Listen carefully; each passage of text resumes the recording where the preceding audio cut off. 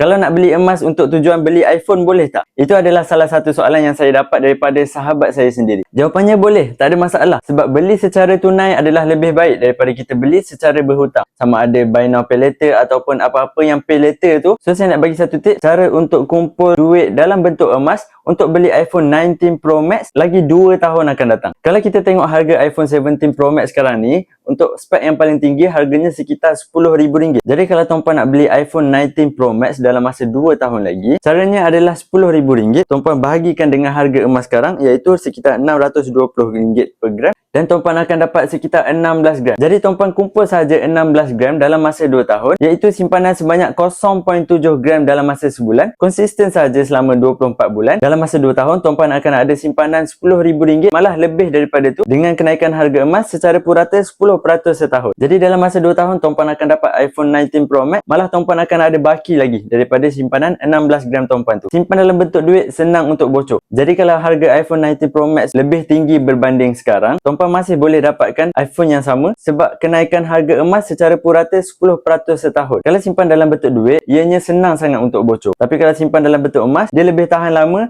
dan sukar untuk bocor. Dalam masa yang sama, simpanan tuan-puan akan bertambah secara cepat dan tuan-puan tak perlu berhutang untuk beli iPhone. Semoga tips ini bermanfaat. Teruskan follow saya untuk ilmu emas dan kewangan.